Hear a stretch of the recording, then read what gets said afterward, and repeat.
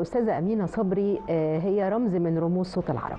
عندنا إذاعات موجهة بتذيع بكذا لغة. أنا لما جيت الإذاعة كانت هي مدير عام المنوعات، وأنا ألحقت على الإدارة العامة للمنوعات في إذاعة صوت العرب. مدام أمينة صبري ترقت أصبحت رئيسة شبكة صوت العرب. سرعان ما كونت شبكة علاقات طيبة جدا جدا جدا مع زملائها. ما زلنا نستكمل مع صوت من الأصوات التي منحت الإذاعة العربية مكانتها الرفيعة، مع الإذاعية القديرة أمينة صبري التي تميزت بعقلها الراجح وهدوئها وحضورها الإنساني والإبداعي الرفيع. صفحات من تاريخ صوت العرب. قدمنا البرنامج ده ونجح جدا جدا، فأنا يعني شهيتي على تقديم البرامج اتفتحت، فقدمت فكرة تانية في نفس السنة. كان في مناسبة الاحتفالات بانتصارات أكتوبر، كان اسمه مولود في يوم النصر.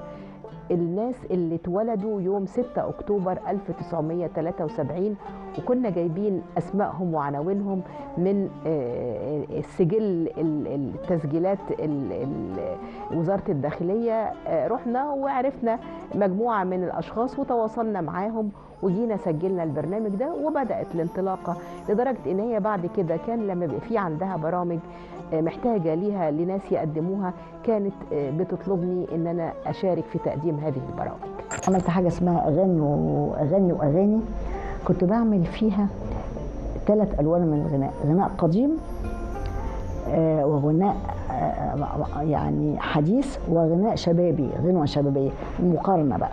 المهم وبعدين من ضمن البرامج عملت حاجة، كنت مرة بسمع أغنية عبد الوهاب اللي هي مناك جفاه، فلقيت في جزء، أنا بحب الغنى بقى وبستمع، لقيت في جزء بيقول إيه: مولاي وروحي في يده قد ضيعها. طب انتي واحد ضيع روحك تعملي فيه ايه؟ فمولاي وروحي في يده قد ضيعها سلمت يده. يعني هو يعني حابب هذا الشخص لدرجة انه ضيع حياته مع ذلك بيحبه. قلت ايه الصورة الغنائية دي؟ قعدت بقى افكر واسمع الاغاني، ولا ام كلثوم تقول ومش عارفه ايه سبقنا ظلنا وايه يفيد مش عارفه ايه للي عايش في الخيال. معاني غنائيه في غايه العمق وفلسفيه وفي غايه الجمال والقصايد، وطبعا رباعيات الخيام. اصبحت هناك اضافه جديده لايقونات صوت العرب من السيدات، يعني من السيدات. وده بان بعد كده بقى لما أصبحت رئيسة أول سيدة ترأس شبكة صوت العرب، وده كان يعتبر حدث في حقيقة الأمر، يعني حتى على المستوى العربي مش المستوى المصري بس، إنها أول سيدة ترأس إذاعة مهمة جدا زي إذاعة صوت العرب. فطبعا ده كان حاجة يعني مهمة جدا جدا. نقص في اللفظ، ففضلت يعني عايزه استعرض معلوماتي، فقال لي مش ضروري يا أمينة وقولي كل المعلومات اللي عندك، يعني اهدي كده، انا قاريه حاجات كتير وعايزه اقولها. قال لي لا يعني مش كل حاجه تقوليها، يعني فوتي حاجات انا عايزه وكذا كذا وكذا وكذا. فهو ادرك ان انا كنت دارسه قوي، فقال اهدي يعني حاجه كده. فعملت معاه يعني حديث جميل جدا، وعملت معاه بقى حديث تاني لما توفت ام كلثوم. قلت له بقى الاستاذ عبد الوهاب مين هيتكلم عن ام كلثوم احسن مني؟ عارف بقى ايمن قال لي حاجه جميله قوي عن ام كلثوم. قلت له ايه يعني ام كلثوم بتتميز بايه كمطربه؟ قال لي اقول لك على حاجه، من عند ربنا كلنا عندنا مساحه في صوتنا، يعني نغني من المساحه دي دي نغني كويس قوي. لو خرجنا هنا او خرجنا هنا ننشز. كل مطربين الدنيا مش مصر، كل مطربين ما عدا ام كلثوم، من اول المساحه لاخر المساحه لا يمكن تعرف صوتها ما ينشز. حتى لو غنت من طبقه هي مش حباه ما ينشز. ربنا خلقها صوت ما ينشز خالص. فدي كانت فكره يعني ايه، اول مره هذا التحليل العلمي عن صوت ام كلثوم. طبعا بقيت صاحبته بقى، وبقى يكلمني في التليفونات عما يجي يعمل كالعاده، هو كان دايما يشتغل على اعماله.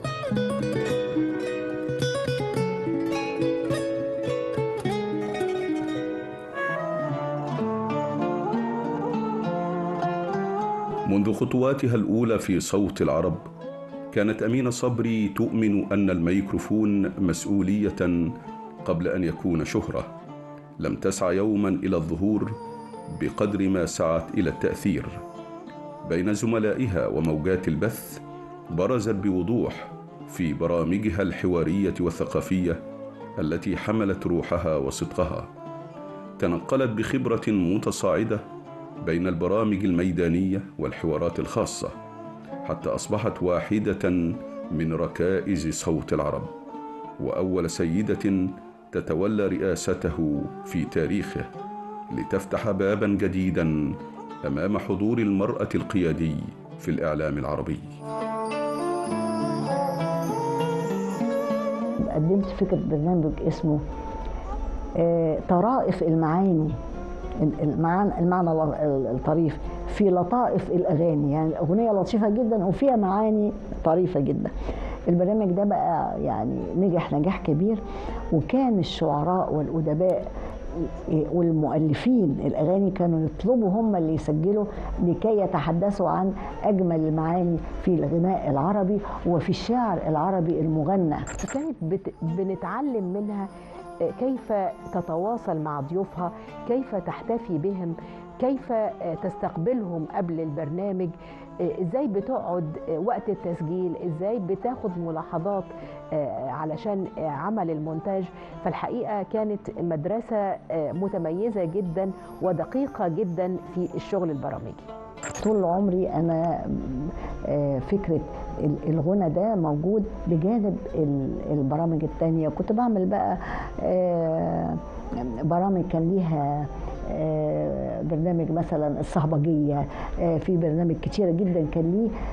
عملنا مجموعة من المستمعين وعملنا رابطة وبنتقابل من المستمعين الغاويين واللي عندهم كنوز من الأغاني دي، وكانوا نتبادل الأغاني. كان برنامج جماهيري كنت بقدمه على جماهير في نادي الإعلاميين. عملت فريق عمل وحطتني في الفريق ده. كنت انا بقى الجايد لكل الزملاء اللي راحوا، لان انا رحت قبل كده وعارف هتعامل ازاي ونسجل فين ونلتقي مع مين وكده. فخلاص يعني في الاخر كانت اللي عامله الحلقه والسينيور بتاعتنا، لان صوت العرب قايم على فكره السينيور والجونيورز. انا كنت جونيور بحكم ان انا لسه يعني مستجد في الاذاعه. كانت الاستاذه حبيبه حمد الله، وفي الاخر الاستاذه حبيبه حمد الله ادتني الميكروفون علشان احيي الناس. كنا يعني في شم النسيم او فجأة مناسبه زي كده. دي موقف. الموقف الثاني جه رمضان، كنت اعتمدت بقى صوتيا وخلاص وقالوا اوكي، واخدت الدوره البرامجيه العامه. فقدمت فكره اسمها سؤال بسيط جدا، 30 حلقه يومي 5 دقائق. فقالت لي اوكي، وعلشان ما يبقاش في نوع يعني من ان تفضيل فلان او علان، حطت معايا 2 من الزملاء اللي كانوا برضو دفعتي جديده يعني. قالت انتوا كلكم كل واحد 10 حلقات، وانت علشان فكرتك فانت هتعمل اول 10 حلقات. انا سافرت كتير جدا، سافرت كل البلاد العربيه تقريبا يعني. فكنت حديث ذكريات بعمله مع عقول الكبيرة المصرية في مختلف المجالات والعربية. يعني كنت أسافر مثلا سوريا، أعمل مثلا مع دريد لحام، أعمل مع محمد المغوط، أسجل مع منى واصف، أسجل مع حنا مينا، أروح مثلا صباح فخري، أروح لبنان أسجل مع سعودي الصافي، أسجل مع الأدباء والكتاب. فمعظم الأدباء والكتاب والسياسيين والمفكرين وأيضا السياسيين العرب أنا عملت معهم حديث الذكريات. وهذا البرنامج يعني أثر فيا تأثيرا كبيرا جدا. مدام أمينة صبري متهيألي يعني أو في اعتقادي على حد معلوماتي هي المذيعة الوحيدة اللي أصبح عندها لبرنامجها رابطة من المستمعين. رابطه من المستمعين. تخيلي هذه المحبه، ان انت بتتابعي المستمعين عملوا رابطه علشان بيحبوها وبيحبوا البرنامج بتاعها، وكانت بتلتقي بيهم مره شهريه لايف في نادي الاعلاميين علشان كنوع من انواع الشكر على ان هم عملوا هذه الرابطه. هي كانت بتقدم برنامج اسبوعي اسمه اغاني من ذهب، كانت بتتكلم فيه عن الاغاني ونجوم الغناء الكبار، ومحبي البرنامج عملوا رابطه. واعتقد ان ده ما حصلش، يعني انا بشتغل بقالي فتره طويله جدا في الاذاعه المصريه وفي صوت العرب، ما شفتش برنامج الجمهور هو اللي عمل له رابطه. فاعتقد ان دي دليل على تميزها في مجالها. انا محبه للمعرفه وللعلم، فانا لما كنت بجيب مثلا واحده زي الدكتوره سهيره القلماوي مثلا يعني، او اجيب يوسف ادريس، او اجيب عبد الرحمن الشرقاوي او احمد بهاء الدين، كان يجي يحكي لي عصاره تجربته في الحياه وفلسفته في الحياه ورؤيته للدنيا ورؤيته للفلسفه، ويحكي لي لفلسفه الحياه، ويحكي لي المصاعب اللي قابلها، ويحكي لي الفشل اللي قدمه اللي واجهه، ويحكي لي النجاحات. فكان يعني بيحكي لي عصارة تجربته في الدنيا. فهذه التجربة كانت بتضاف إلى تجاربي أو إلى معارفي. يعني زي ما أكون أما أقعد مع يوسف إدريس مع سهير القلماوي، زي ما أكون قريت 10 كتب. فده عمل لي يعني خلى أفقي الفكري كبير جدا، واسع جدا، وعرفت يعني ايه المثقف. المثقف مش اللي قرا، لا، المثقف اللي عنده طبعا القرايه مهمه، لكن في ثقافات اخرى وشعبيه وثقافات هامه. المثقف اللي عنده رحابه فكر، اللي عنده عقله مفتوح لاستقبال الافكار الاخرى والافكار الجديده والافكار التي ممكن يتفق معها ويختلف معها، لكن ما يرفضهاش، يختلف، لكن من حق الاخر انه يبقى عنده فكره. 73 بس اكيد، بس انا كنت لسه في البدايه.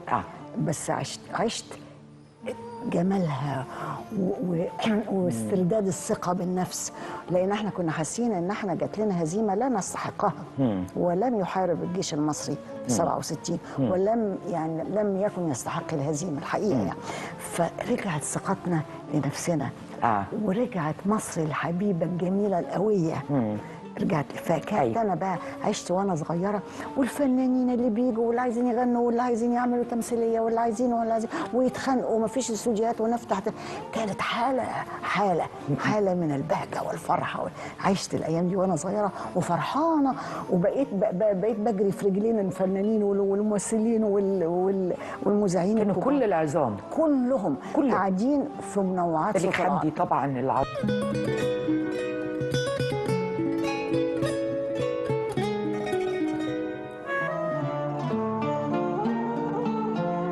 في إدارتها لصوت العرب جمعت أمينة صبري بين الصرامة المهنية والرؤية الثقافية الواسعة.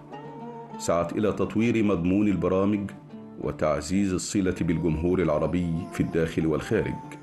رؤيتها كانت واضحة: أن تبقى الإذاعة منبراً للتنوير والتواصل الإنساني. ومن خلال موقعها القيادي تولت أيضاً رئاسة لجنة البرامج باتحاد الإذاعات العربية، فكانت نموذجاً للمسؤولة الواعية التي تؤمن بالعمل الجماعي وتقدير الكفاءات. تحت قيادتها تحققت طفرة في المحتوى، وتم فتح نوافذ جديدة للحوار الثقافي والفني العربي. لم تكن أول رئيسة لشبكة صوت العرب فقط، وإنما كانت أيضا أول رئيسة يتم انتخابها بالإجماع أو بما يشبه الإجماع في لجنة مهمة جدا في اتحاد إذاعات الدول العربية في تونس، اللي هي لجنة الإذاعة. كان في اتحاد إذاعات الدول العربية كان في قبل إنشاء هذه اللجنة كان في لجنة اسمها لجنة البرامج، لجنة عامة كده، وكانت بتهتم فقط أكتر ما بتهتم على النشاط التلفزيوني على المستوى العربي، وليس الإذاعة ما كانش لها إلا نصيب ضئيل جدا. ثم ارتأى اتحاد إذاعات الدول العربية أنه ينشئ إدارة خاصة أو لجنة خاصة بالإذاعة، فأنشأ لجنة الإذاعة، وأنا كان لي الحقيقة الشرف يعني أني تبوأت أول رئيس لهذه اللجنة عند إنشائها. ثم بعد ذلك تولت رئاسة هذه اللجنة لأول مرة أيضا سيدة، وهي أمينة صبري. الحمد لله استطعت إني أكون صداقات مصرية وعربية كبيرة جدا بجد. يعني أنا عندي أصدقاء من الوطن العربي يعني قريبين من قلبي بدرجة يعني كما لو كنا إخوات. فيعني عملي في صوت العرب علمني كتير وأفادني كتير، وكان صوت العرب يعني تفخري انك انت تقولي في صوت العرب. وان انا كنت اسافر كانوا يبقوا فرحانين مش بيا ان انا جايه من صوت العرب. كان صوت العرب ده بيشكل جزء كبير من وجدانهم، فكان كلمه صوت العرب دي كانت حاجه كبيره قوي. انا الحمد لله عشت مرحله كبيره في اذاعه صوت العرب، وعمري ما هنسى لها. الوقفه دي ادتني ثقه طبعا اكبر في نفسي، واكيد اتنقلت نقله تانية سواء في البرامج سواء كل الناس خدت ثقه فيا. فانا بشكرها لان هي بعد ربنا سبحانه وتعالى ليها الفضل في تكويني سواء الاذاعي او الاداري او حتى الثقافي. لان مدام امينه صبري كان فيها ميزه جميله قوي. انا كنت ممكن انا بحب اروح ندوات وكده، حتى لو مش حتى لو هي الشغل بحب احضر او اروح معارض فن تشكيلي او كده، الاقيها قبليه بروح اتفاجئ انها قاعده هي بتشتغل، بتيجي اول واحده فينا وتمشي اخر واحده فينا، وكمان بتعمل ما بتفوتهاش الانشطه الثقافيه الكبيره.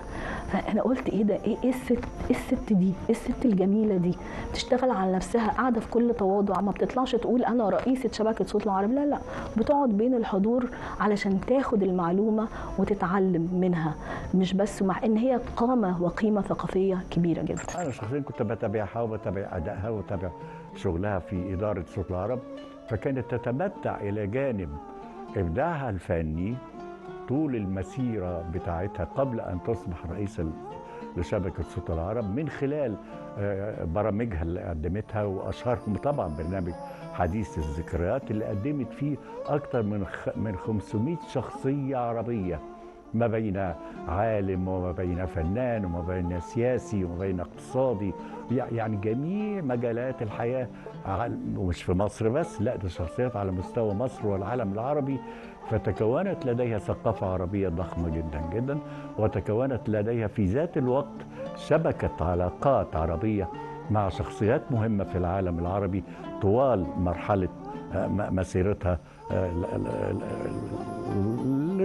لغاية لما أصبحت رئيسة لشبكة صوت العرب. في فترة من الفترات عندما تولت السيدة أمينة صبري رئاسة شبكة صوت العرب، وكانت أول سيدة تتولى هذه المهمة في تاريخ صوت العرب، فعملت مجموعة عمل من الأشخاص اللي هي يعني استشرفت فيهم إن هم يقدروا يقيموا ويسمعوا البرامج. فعملت لنا اجتماع، وكنت أنا يمكن أصغر المشاركين في هذه اللجنة، وكلفتنا أن احنا نتابع جميع برامج شبكة صوت العرب على مدار 24 ساعة ونقول عليها ملاحظات.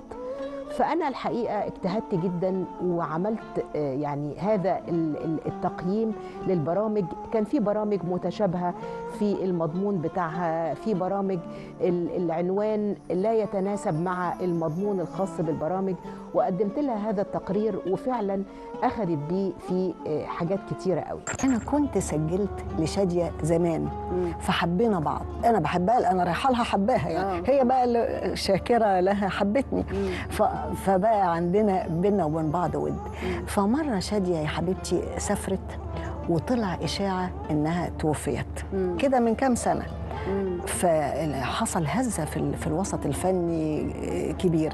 وطبعا طلعت اشاعه، فامين بسيوني يكلمها وقال لها انا هبعت لك حد يسجل لك علشان الجمهور يسمعك ومش عارفه ايه ويعرف ان انت الحمد لله كويسه وبتاع وكده. قالت له انا مش هسجل الا الامينه صبري. قال لها ما هو ناس كتير عندنا، انا ابعت لك اي حد. قالت له انا مش هسجل الا الامينه صبري. وفعلا سجلت لها اخر حديث قبل ما تعتزل.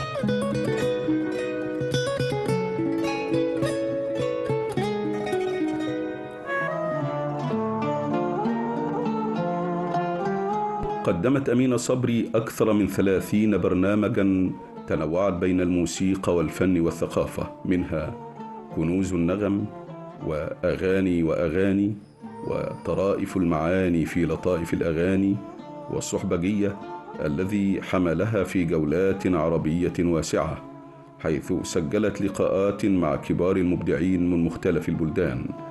أما برنامجها الأشهر حديث الذكريات فقد أصبح علامة إذاعية خالدة، استضافت فيه رموز الفن والسياسة والثقافة، وجعلت من الحوار مساحة إنسانية تكشف الشخصية قبل السيرة. كان سيد مكاوي أول ضيوفها، ومن بعده توالت اللقاءات التي تجاوزت حدود الزمان والمكان بصوتها الدافئ وصدقها العفوي. أنا عملت أكتر من حاجة و30 برنامج، ما بين برامج قصيرة وبرامج مناسبات، برامج رمضانية، وسهرات كثيرة، حديث الذكريات، عملت حاجة اسمها فكروني، عملت حاجة اسمها بعد رفع الستار. وكان كل يعني طوال عملي وأنا بعمل هذه البرامج كنت بعمل بالتوازي برامج غنائية. أنا بحب الغنى، مش بغني بس متذوقة الغنى وألوانه وأشكاله ومطربين، فكانت طول الوقت بعمل بجانب مثلا حديث الذكريات، سهرة الأحد، فكروني، برامج رمضان القصيرة، بعمل برنامج غنائي. وكان عندي خال مؤرخ موسيقي كان عنده مكتبة موسيقية مش موجودة في الإذاعات. عملت أول حاجة معاه حاجة اسمها كنوز النغم، اللي هي الكنوز الكنوز يعني عبد الوهاب في بروفا، ليلى مراد في جلسة بتغني مش عارفة إيه، دي كلها مش موجودة في الإذاعات. فعملت معاه زكريا أحمد بيغني أغنية كومساري، بياع لمشاط، منيرة المهدية في فرح حقيقي، فرح ابن احمد شوقي، وفي محمد علوان. دي كلها تسجيلات خاصه انا خدتها منه وحطيتها في البرنامج واديتها اهداء مجانا لاذاعه صوت العرب. احنا بنعمل لكي نسعد الجمهور ونسعد مستمعينا. فيعني انا بقول لمستمعيني اذا هم يعني انا قدمت لهم حاجه اسعدتهم بيها او افدتهم بيها، هم ايضا اسعدوني كثيرا باحتفائهم بيا، باحتضانهم ليا، بمحبتهم ليا. انا عندي اصدقاء مستمعين من مصر ومن العالم العربي الى الان بنتصل ببعض، واما بيجوا القاهره بنلتقي، والى الان يعني بنتكلم في الاعياد والمناسبات. فهم انا حبيت المستمعين، وانا شعرت ان ايضا المستمعين حبوني، فيعني اقول لهم انا شاكره وممتنه. الحقيقة أنا بحيي جدا برنامج لمسة وفاء، لأنه بيقدم هذه اللمسة لأساتذة ورواد كان ليهم بصماتهم وليهم قيمتهم في مسيرة العمل الإعلامي الإبداعي. وأعتقد أن دي يعني رسالة مهمة جدا بتذكر الأجيال التالية بقيمة هؤلاء الذين أعطوا سنوات عمرهم وإبداعهم وفكرهم لهذا المكان، سواء كان في الإذاعة أو في التلفزيون. لمسة وفاء تكريم ليا، وأيضا تكريم ليا من أساتذتي ومن زمايلي ومن تلاميذي. يبقى أنا الحقيقة حسيت ان انا رضيت ربنا ورضيت ضميري وارضيت نفسي، لانه اما يعني لما الناس تيجي تقول لك شكرا يبقى هم فعلا قدروا الاخلاص اللي انت اشتغلتي بيه والمحبه اللي انت عملتي بيها والديفوشن انك انت اديتي كل ما عندك لهذا العمل، يعني كل اللي كنت ببغيه ان انا ضميري يبقى مستريح وان ربنا يبقى راضي عن العمل اللي انا بعمله. الحمد لله. انا بشكر حضرتك جدا، مش هنسى فضلك عليا، انتي ماي ايكون، بحاول ابقى حاجه صغيره زيك. انتي ليكي الفضل في تكويني الاذاعي وكاعلاميه، وكازاي الاعلامي يمثل نفسه وازاي يمثل الاذاعه بتاعته بعد ربنا سبحانه وتعالى. فضل كبير ليكي جدا. يا رب يا رب تفضلي دايما ايكون، وهتفضلي دايما باذن الله ايكون لينا كلنا. ربنا يمتع حضرتك بالصحه، واحنا لسه بنتعلم من حضرتك، وانا عارف ان حضرتك باكينج اس بشده، بعيد عن الكرسي اللي حضرتك يعني جلستي عليه. احنا بنتعامل مع حضرتك كأم وكإذاعية كبيرة وكقيمة تساندنا دائما، سواء في إدارتي لإذاعة القاهرة الكبرى أو على المستوى الشخصي والإنساني. وانا بشكر جدا هذا البرنامج، ويعني سعيدة خالص ان انتم فكرتوا فيا ويعني شكرا جزيلا لكم.